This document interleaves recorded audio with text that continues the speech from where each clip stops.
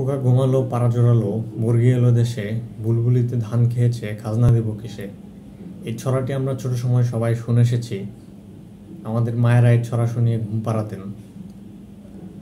এখানে বর্গী বলতে মূলত মারাঠাদেরকে বোঝানো হয়। এই মারাঠাদের সাথে আওরঙ্গজেব দীর্ঘদিন যুদ্ধ করেছেন। তবে কবি রবীন্দ্রনাথ ঠাকুরের প্রিয় পাত্র ছিলেন এই মারাঠারা। মারাঠাদের অন্যতম নেতা ছিলেন শিবাজি।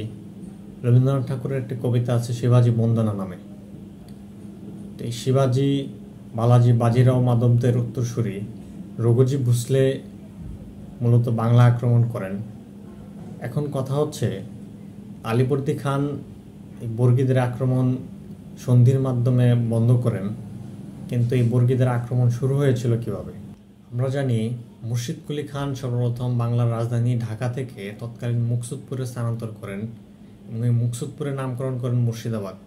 মুর্শিদ কুলি খানের পর নবাব হওয়ার কথা ছিল তার নাতি সরফরাজ খাঁর, কিন্তু সরফরাজ খাঁর পিতা অর্থাৎ মুর্শিদ কুলি খানের জামাতা সুজাউদ্দৌলা তা মেনে নেননি এবং সরফরাজ খাঁকে ক্ষমতা ত্যাগ করতে বাধ্য করেন।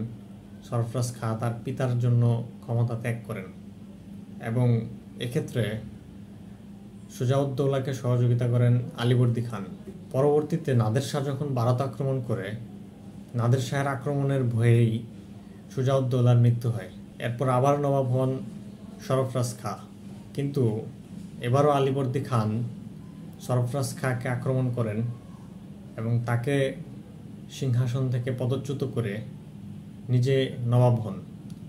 এক্ষেত্রে তাকে সহযোগিতা করেন ফতেহ চাঁদ, যাকে আমরা চিনি জগৎ শেঠ হিসাবে। জগৎ শেঠের এই সহযোগিতার কারণেই আলীবর্দী কখনোই জগৎ শেঠদের বিরুদ্ধে কখনো কিছু বলতে পারেননি, কোনো শক্ত পদক্ষেপ তিনি নিতে পারেননি। সে সময় উড়িষ্যার নায়েবে নাজিম ছিলেন সুজাউদ্দৌলার জামাতা লুৎফুল্লাহ খান তাবরিজি, যাকে দ্বিতীয় মুর্শিদ কুলি খান নামে ডাকা হয়। তিনি আলীবর্দী খানের এই ক্ষমতা দখল মেনে নেননি, যার ফলে তিনি বিহারে আলীবর্দী খানের সাথে একটি যুদ্ধে মিলিত হন, কিন্তু সেই যুদ্ধে লুৎফুল্লাহ খান তাবরিজি পরাজিত হন। তো লুৎফুল্লাহ খান তাবরিজির সাথে তার জামাতা মির্জা আগা বাকেরও ছিলেন।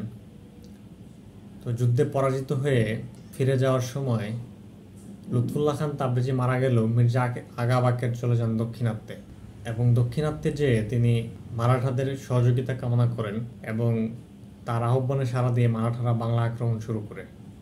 ফলে দেখা যাচ্ছে আলীবর্দী খান আলীনগরের সন্ধির মাধ্যমে যে মারাঠাদের অর্থাৎ বর্গীদের আক্রমণ ঠেকিয়েছেন, সেই আক্রমণ শুরুর কারণ তিনি নিজেই।